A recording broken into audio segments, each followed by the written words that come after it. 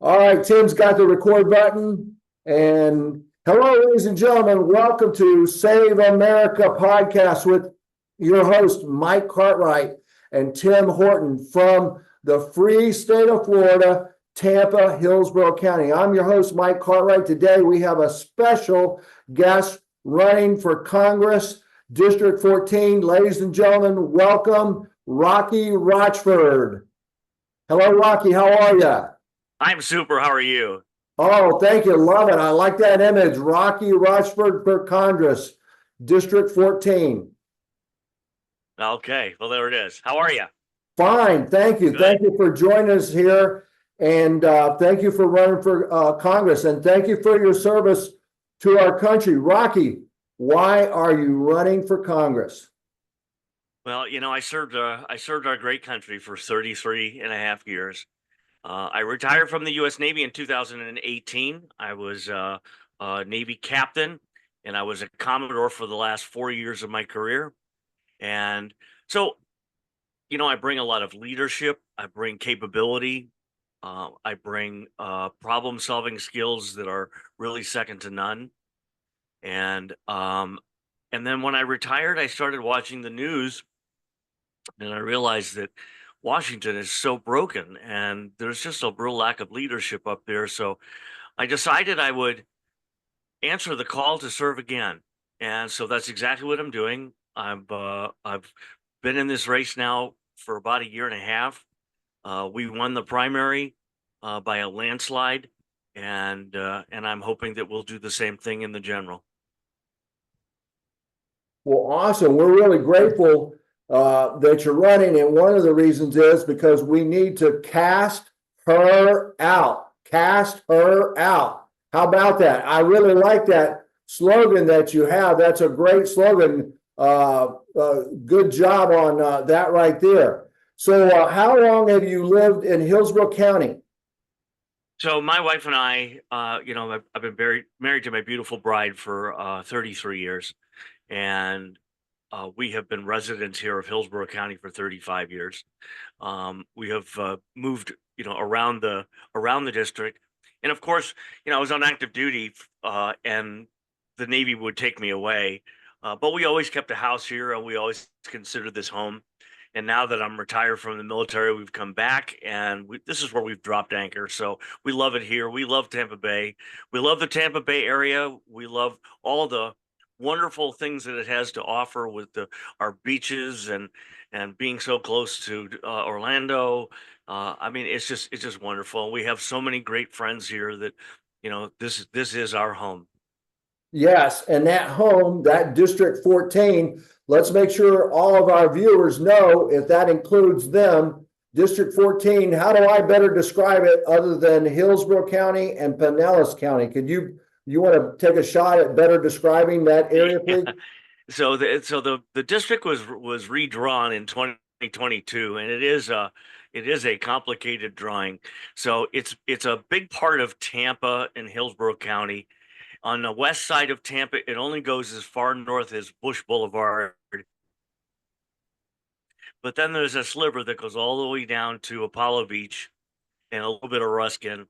And then on the west side of Tampa, it goes all the way up to Pasco County. Follows that the kind of the corridor of the Veterans Expressway. It includes Temple Terrace. I'm sorry, not Temple Terrace. It includes Town and Country, West Chase, and all the way up there. And then over in St. Petersburg, it goes from Feather Sound all the way south, and but the district is from US 19 to the east.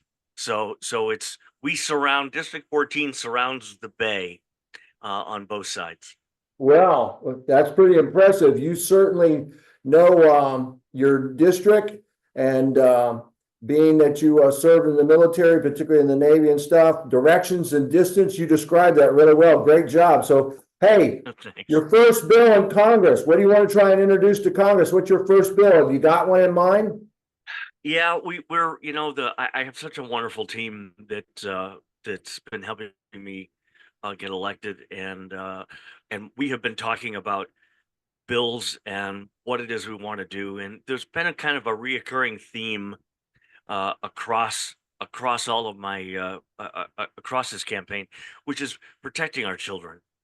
So my very first bill is going to be the Children's Bill of Rights. So what does that mean? So there are a lot of laws out there on how to protect our children and what to do to ensure their safety, and they cross. I mean, it's there's a whole bunch. So what we want to do is take all those bills, all those laws that protect children, and put it under one roof, and then allow this to be a living, breathing home for all of those laws. Because, when we look at laws now that need to be written to protect children from social media, 15 years ago, the term social media didn't even exist, or it was, in its infancy. So the concept of being able to be flexible and see what's coming in the future, and then adjust to that as needed, I think is important, because we want to be able to clearly articulate all of those things to protect the children from, their privacy rights. And we're watching what's going on in this country, where some far left-leaning areas are trying to teach children, indoctrinate them into the transgenderism, and tries to teach them things in school about their sexuality that doesn't belong in school at that point. I mean, we want to make sure that everything is age appropriate, and this is exactly where they're going to live. Now, we're going to build a great team, and I've already been talking with a whole bunch of folks, and lawyers and doctors and psychologists, how we're going to come together so we can build some of these projects that will become law. I got asked a question at a forum a couple of months ago about, how do you protect children from these mass shootings and the school shootings. And it's not, to me, it's not the gun. The gun doesn't actually fire itself. It requires a human behind that trigger. So this is not a gun problem. This is a mental illness problem, because you're never going to be able to get rid of the guns. And if you do, if somehow you were able to eliminate the Second Amendment, that would mean that the only people who had guns were going to be the police. But we know that the left wants to take theirs away as well. And then it'll be just the bad guys. The only people who have guns will be the bad guys. And what a terrible thing. So first off, it's never going to happen. We know that the Second Amendment, and there's too many people who support the Second Amendment, including those that are Democrats. I mean, I have a lot of good friends who are Democrats who absolutely believe in the Second Amendment. Thou shalt not infringe upon. So there's but one of the things we need to do is address mental illness, because that seems to be the cornerstone of all these school shootings. Some of these kids were just mentally not right, and we need to address that. But that's a very complicated issue. There isn't enough time here today to go into all of those details, because you don't want to stigmatize children. You don't want to have the government coming in and doing. What we want to do is help them. That's the key. Protect the children. Well, that sounds like a great bill that probably describes, or maybe you might tell us, say, if you were to say, what are your top three priorities, your platforms, what would you describe are your top three priorities? Well, and I appreciate that, Mike. That's a really good question. I would say that my top three are the economy. Look at where we are. I mean, this is, a lot of people don't understand how inflation works, and I'm not gonna try to explain it. If you wanted to learn more about how inflation works, you go look it up, go Google it, or whatever you do to figure that out.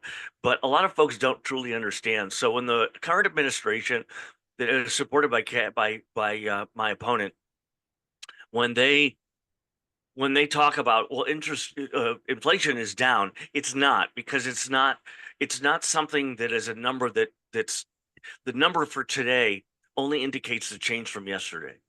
So this is not, it's way down, because you look at the cost of anything at the supermarket, and the prices are way up, and some of them are still going up.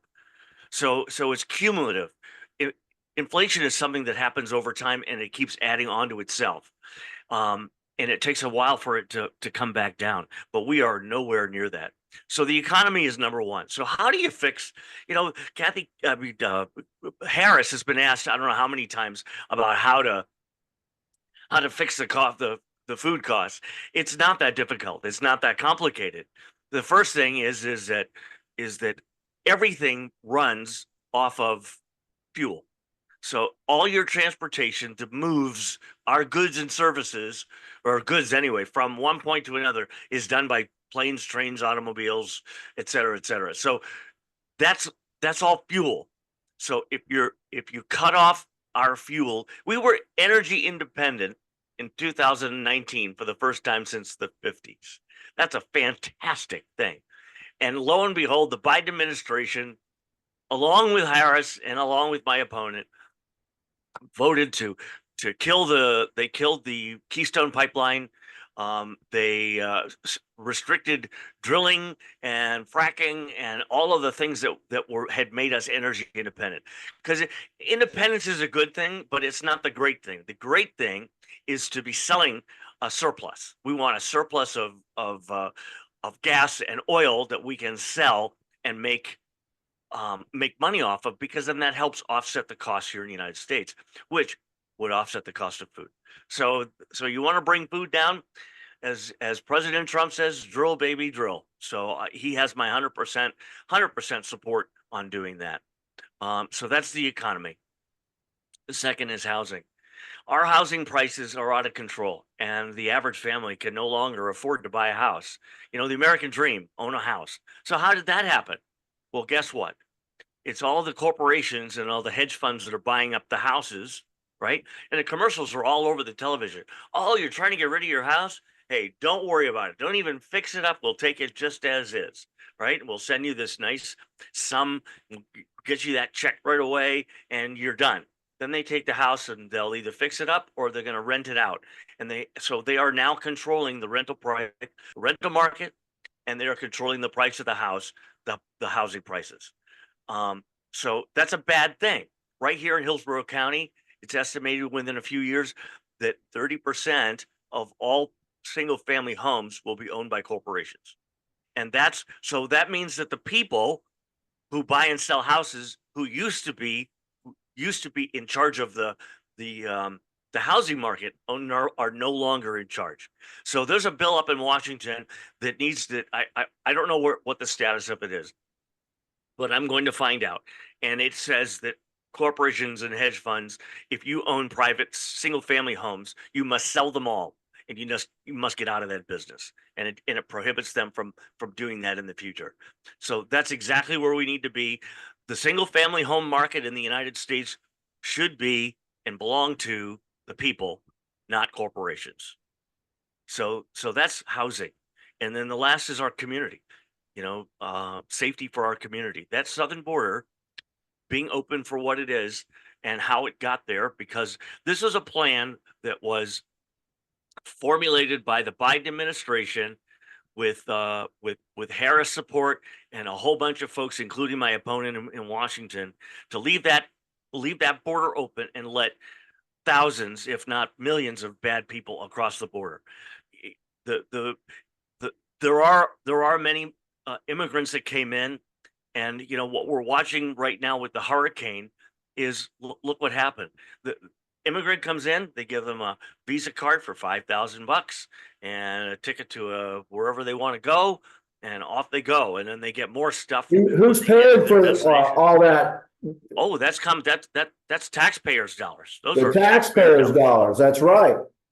And then you look at, now that this hurricane has hit and it is devastated. I mean, absolutely devastated the Florida, and all the way up to New York. I mean, a friend of mine, their basement was completely flooded out because of the rain, because it was already saturated. And now that there's no money, FEMA says that we don't have any money. So let's just print some more money. They can give them $750. It just kills me. I'd like to share something with you. I'd like you to look at this picture here, because I think this is important. Insanity. What's the definition? Doing the same thing over and over again and expecting different results. So my opponent has been in that office for 18 years. Can we truly afford someone who votes against lowering costs, votes against protecting us? She's against everything I'm for. And you heard what I'm for. I'm for housing, economy, and the safety of our community. And she's against all of them. She'll say that differently, but that's the bottom line, right? You're making a really important point here about insanity. The definition is doing the same thing over and over again and expecting different results. Well, what did she say when you had a debate with her about this? So we've agreed to debate, but she has not stepped up to the plate to identify the date and time. Oh, really? Well, gee whiz. So she's not looking like she's going to make a debate. As I understand, there's been no debate since 2008. Though our records show that Kathy Castor, the incumbent, 18 years now, since 2008, has not had a debate against her opponent. And Rocky, I'm hoping that you will get that opportunity because you've got some excellent points that you're making here. Well, I appreciate that, Mike, and that's, I mean, and that's why I'm running. You know, when we're talking about bills, there's other bills, and I'm sure we'll get into that in a little bit. But we have put a lot of thought and a lot of common sense to our approach on how to help fix the government. And you have to. I'm not saying that I can do it alone, but every aspect of my platform has been identified as something that we can do once we build a coalition. So to me, that's the most important thing. So Rocky, you're talking about this third priority, the border and illegal immigration. What do you propose would be a good way to address this issue? Well, first off, you got to look at the voting record of my opponent and what she has done and how she has done it. Here's an example. Let me just share this with you here. So this is how she voted, and at the bottom are all the exact names and dates of when the bills came before the House, how she voted, and I mean, this is it. You can't run from your voting record. Closing the border to illegal aliens, she voted no. Supporting veterans, she voted no. Veterans, she says that she's a huge supporter of veterans. Last year, she had there was a bill that came up, and it's where is it? So that's number one. HR 4366 in July of 2023. She voted no, and this was all VA programs, and she voted against them. So it boggles the mind. Balanced budget, the spending controls. This is to get our budget where because it's out of control spending. She voted no on that. She's for a federal abortion law, universal choice. This is school choice, and she voted no. And that is, I mean, that in and of itself right there is huge. Look at this. Our schools are failing. Public schools are failing. Most of them are failing. I won't say all of them, because there are some good ones out there. But for the majority of them, we're better off allowing kids to go and parents to go find a school, a charter school for their kid, a private school, and let the voucher program that the governor has put in place protect them, because those kids are coming out, much better prepared to go into society and to go to college if that's what they want. The SAVE Act, this is allowing only U.S. citizens to vote in federal elections. She voted no. So how can anyone with a modicum of common sense think that that's okay? We need to let these people who just got here, who can't even speak English in most cases, vote? That's ridiculous. That's right. What part of illegal do they not understand? Illegal alien invader people should not be voting. That's illegal, and that's really big with me. And I appreciate that you are helping to support that only legal American citizens should be voting. Thank you. I think it's, as you guys say all the time, it's protecting the vote. It's protecting the integrity. It is funny to watch, because I try to watch the balance of news and watch, CNN occasionally and MSNBC, and it's funny to watch them and watch how they talk about Republicans that want to disenfranchise voters by not allowing them to or making it hard for them to vote. There couldn't be anything further from the truth. Republicans across the board want to make it easy to vote and hard to cheat. I mean, that's just as simple as that, you know. Um, and then if you go on to, she voted yes to let boys compete in girls' sports. She doesn't support Israel. She voted no on giving money to Israel. The Lake and Riley Act. This is that young college kid in Georgia who was murdered by a illegal immigrant who came in and had a record and was thrown out of the country multiple times and came back in and finally the last act he did was he killed Lake and Riley, and she voted no. She voted no on this act, which would have required them to be held in custody if they were charged with a serious crime. Well, that's really important. That's what that ICE 287G program that takes arrested illegal alien invader criminals that are in your county jail and deports them. And that's really big with us. We have that website that you are already familiar with, Save America from Illegal Immigration.com. And that is all about the deportation of illegal aliens, and that can be utilized by your local county sheriff. That's a good vote there. Good job. What else have you got? Well, and then the last one on the list is that she supports socialism. And this is a very well known fact. There's a journalist by the name of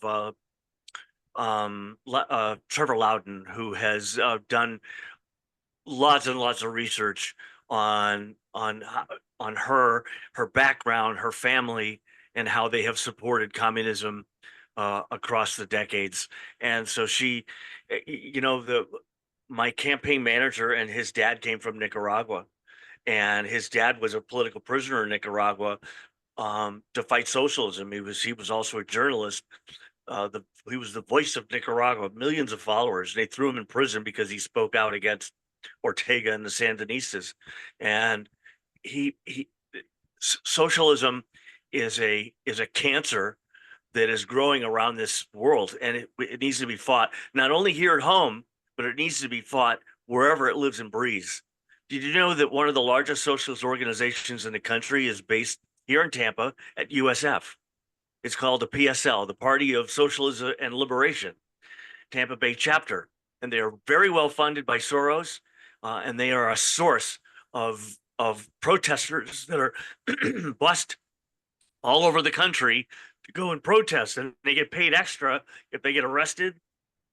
They get paid extra if they are violent. They are bussed in these beautiful coaches. They get paid per diem, their food, everything. They are well taken care of to go cause trouble. And so socialism there is nothing good about socialism. 30% of Gen Zers today think that socialism is a good idea or a form of socialism. The problem with that statement is that it has never, ever, ever existed. Well, that concerns me. USF, I'm an alumni of USF. There's a campus here in Tampa, and there's also a campus in St. Pete. I think that it bears repeating. You're telling me that there's a group here in this area that supports terrorist activity. Can you explain that more? So they support they're the organizations, the Party of Socialism and Liberation, and they promote socialism and liberation. And I don't have the paperwork with me, but I will post it on my website. All of the flyers that they have put out when they're calling for folks to come. And as a matter of fact, we had someone that went and joined them so they could spy on them for us. And And we gained so much insight as to what they're doing and how they're doing it, and it is quite disturbing. The people in that are rewarded for violent and Yes, criminal behavior. absolutely. Remember the And that's happening right here in District 14. That's insane. Sounds like we need to get rid of that. they yeah, and remember when the anti-Semitic protest up in New York City at Columbia University, and there were over 30 folks that were arrested up there for violence. 30 of those kids all had IDs from USF, Oh but they're my not. God. But when you look at the mugshots, they're not students. They don't look like students. They look a little too old to be students. But anyway, so there's socialism is a bad thing, and unfortunately, people don't realize that. You know, these young kids today don't know the history. They don't know the background. They don't know the background in Israel and Palestine. They don't understand that this is thousands of years old and that this isn't just something that happened in October the 7th. This goes back a long time. So there's a lot of problems that are occurring, but I believe that with education we can get this understood and we can get out ahead of it. Well, then that leads to my next question. I heard you mention education, but a congressman can help bring a lot of money and resources to your area to make it a lot better. What would you do different? How are you going to address this? Well, from when I first started to consider running for office, I was told that my opponent brings in money into the district, every year, and it averages somewhere between 23 and 25 million dollars from what I've been able to find. So I thought, geez, I better go look this up and make sure I understand what's happening and go look at what I could find. And so I started looking around the state and looking at other congressmen are here representatives in Florida to see how much money they were bringing into their their districts, and the numbers are staggering. Well over 100 million one, another 100 million, 88 million, 65 million. And then you start looking around the country and you go to representatives in other countries and they're bringing in even more than that. So I have made a promise to my constituents that within the first 90 days of getting into office, I will hire a, a grant writer, and that is all that they will do. They will go seek out grants, they will write the applications, and they will follow through with them. And we've got some help here in the district. Several pastors who were helping out. Pastor Harrison at the Dream Builders Mission in Sulphur Springs said that when he was younger, that's what he did. He says, I was a grant writer. And he said, I would love to help you write those grants. So the good news is that I'm going to put somebody in place to do that, but we've got so many volunteers that have offered to help us with that. So we're going to show Tampa how much money you can actually bring in when you put some real effort into it. Well, I've got all these great questions that some of our followers wanted to ask. They wanted to know about, do you support Israel? And do you have any advice for the present administration on Israel? And what would it be? So that's another great question. I in my 33 plus years in the Navy, I've worked with the IDF numerous times, side by side. I worked with them when the last time they went to war with Hezbollah, and we had to get all of the Americans out of Lebanon. So the military that it's called a NEO, which is a non-combatant evacuation operations. We had to get all of those folks out of the country in a very short fashion because Israel's getting ready to fight. So we had to work closely with the IDF during that, and we were able to extract about 15,000 U.S. citizens out of Lebanon, which is a good thing. But we don't belong in Israel's fight unless we're going to stand side by side with them. I support Israel 100% of the time. not part-time. I'm all in. My opponent voted against sending the money, and I would have never done that. I would have voted absolutely for it. I would have voted for to give them more money, because these people are not just fighting a war. These people are fighting for their very existence, their ability to live on this planet, and because there are so many who want to eliminate them, but they have tenacity. They are fighting, and I support them completely. And I think that the Biden administration needs to sit down and shut up, because they don't know what's going on. They're really quite clueless when it comes to international, international politics, and how this all works, and how that works. And the Palestinians, I got to tell people, when they say, that Israel's the bad guy here, well, they didn't start it.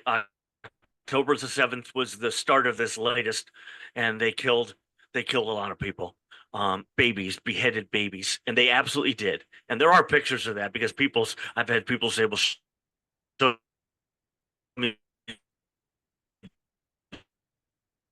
the picture. And they are out there. What they do, Biden needs to step out and allow them. Oh, I was going to say that. How many Palestinians? This is a really good question for you. How many Palestinians are, because of what's happening in the West Bank, are now exiled in all these surrounding countries? That's Egypt, Syria, Jordan, Turkey, Iraq. How many Palestinians are in exile right now that were pushed out of their country because of this war with Israel? The answer is zero, because they don't want them in their country. These are fellow Arab countries, and they don't want them. And the question is, then why don't they want them? And I would encourage people to go look that up. I mean, I'll tell you, it's because they are not well liked no matter what, and they don't want them in their country. The Palestinians, by and large, love Hamas. These are their fight. These are their terrorists, and they fight for them, and so they love them. And to say that the Palestinian people are innocent in all this, they're not. So anyway, I support Israel 100% of the time. Excellent. Hey, do you support making changes to the Second Amendment? So it's a very difficult thing to change any amendment. And first off is I'm a constitutional candidate, and so my answer is no. We should never touch that, because it says shall not be infringed upon. So it doesn't say that. When people say, well, then how about adding red laws? Well, it doesn't say that in there either. So it's what was written.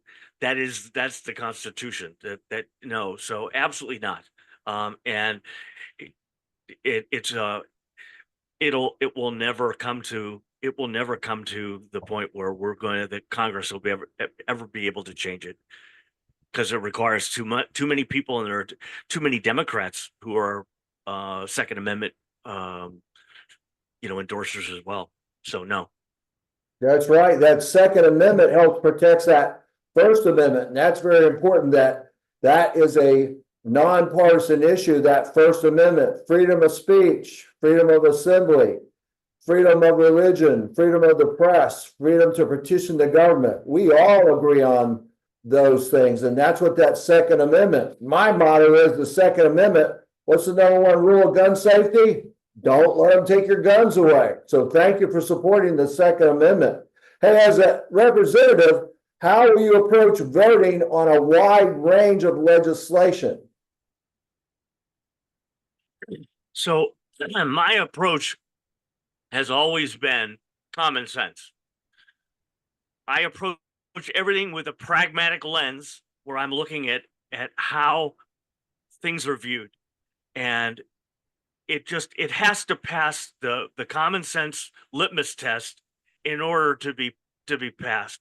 There are so many people out there who vote party first and the United States second, and I'm not one of them. I will vote for the United States first, and I hope it doesn't come to breaking with the party But if it does, so be it, because I'm a common sense conservative Republican, and I'm going to vote with my heart, with my soul, and I'll vote as best I can with as many constituents as I can, because that's who I represent up there. But we are a very diverse district, and I mean, there's really only a few more Democrats than there are Republicans, and there are many NPAs, no party affiliations, that are there. So we're a very diverse. So you're never going to, be able to please all the people all the time, but we're going to try.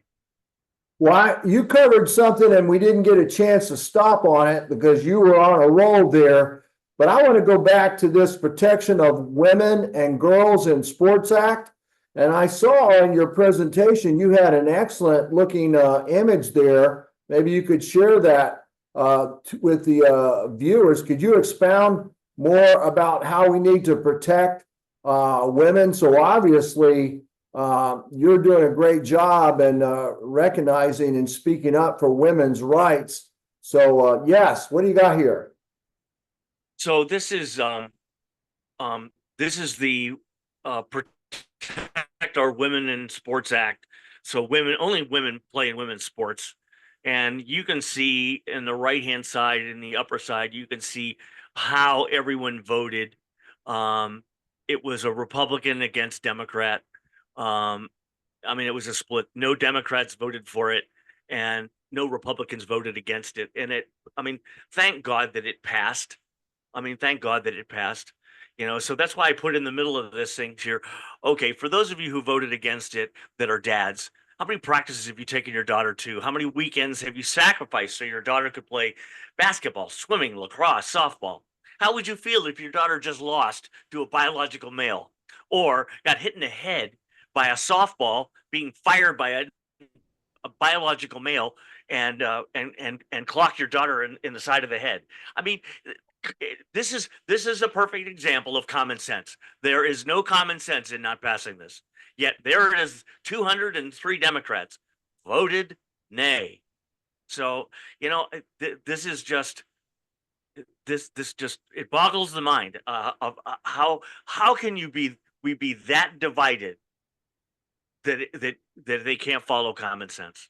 Yes, I have three daughters myself, and I would never want them to have to compete against a man in a sport that wasn't co-ed and sanctioned as that. And it's a shame that this is happening. It's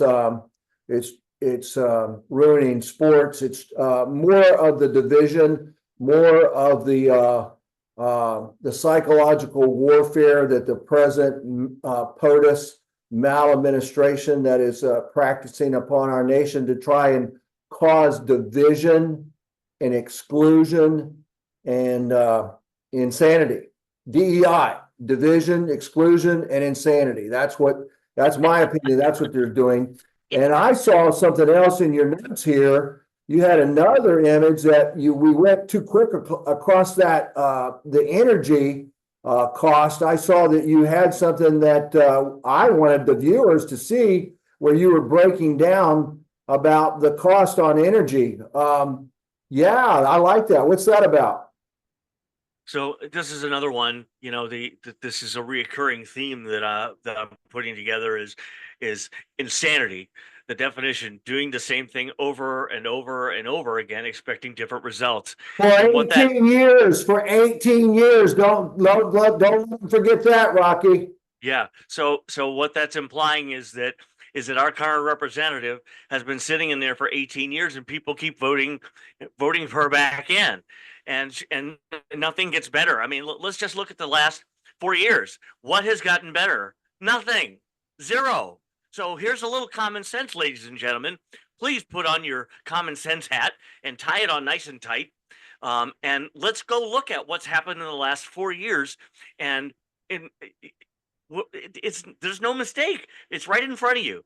Look at the cost of shelter, food, vegetables, eggs, air travel. The rising cost of energy, 30% for electricity, 28% gasoline. and 36% on piped gas. That's natural gas coming through a pipe.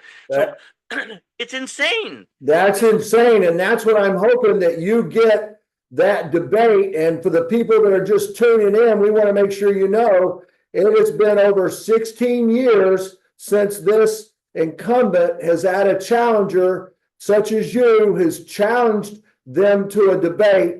And I understand it's no debate since 2008. And I hope that you will hold her accountable. As I understand, she agreed to debate you. So we're looking forward to you announcing the date, time, and location of that. Yes, and again, my staff and I are working very hard to try to put this together, and I'm excited about the opportunity of being able to stand side by side with her and allow her to explain some of these things to her constituents that I'm sure are making them scratch their head, because it's making me scratch my head as to how she could vote the way she does. You know, again, she votes party first. I would never vote party first. I would vote the country first, then party. So Party, I like that. So how are you going to go about writing bills that benefit your constituents, and more importantly, get them passed? So again, this is really important. So we got to look at my opponent and the fact that in 18 years in Congress. So the job of a representative is to take the ideas from their constituents and their own good ideas and write a bill, build a coalition around the bill, and then take it up to the Speaker of the House and ensure that he gets it out there, because the Speaker, that bill can sit in his inbox and go nowhere. So you have to have that rapport and that relationship with the Speaker of the House to be able to get that bill out. But that's not the end of it. Then you have to go over to the Senate and you have to say, hey guys, this is coming. And you begin to build a coalition over there. Okay? So those are the steps on how you get a bill and give it a good running shot at getting passed. In 18 years in Congress, my opponent has primary sponsor for 3 bills that have been enacted. 3. 2 of those were to rename post offices. So that means in 18 years, she has had 1 bill. Now, to give you an example, if we look over into District 13 at Annapoluna, she had 15 bills in a year and a half. Wait a minute, you're describing that a candidate now has gotten 15 bills in a year and a half, I think you said, but the incumbent that you're challenging in your district has only had 3 bills in the 18 years, is it? And 2 of those were to rename a post office? Yes. So that's insanity! That's insanity! It is insanity, and it follows right. You know, that's a good one. I think I'll do that. We'll create a new flyer for that one to add to our insanity list. But it's true.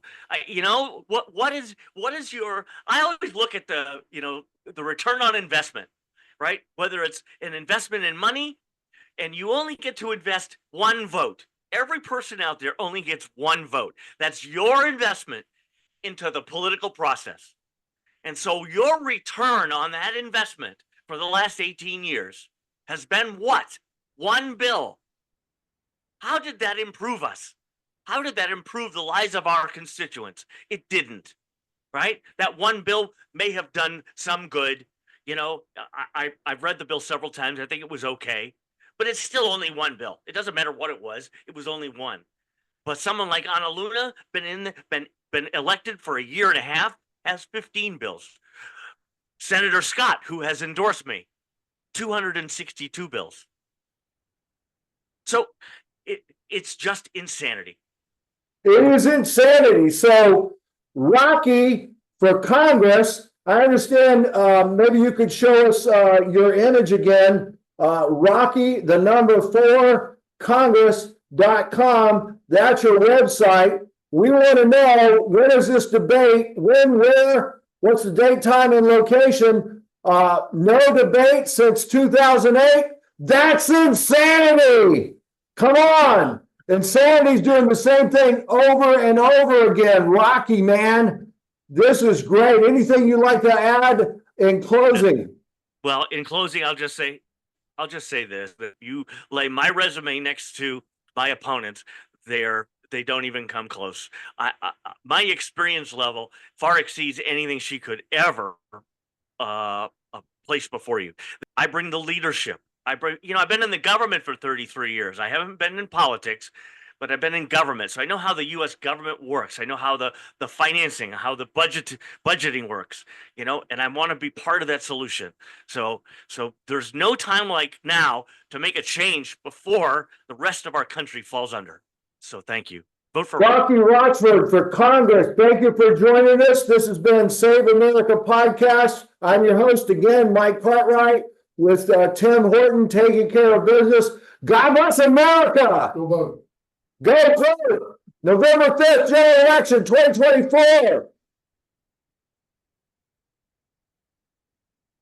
Rocky, you did great. Thank you. There's your emblem. Yeah, great job, Rocky. That was fun. I enjoyed it.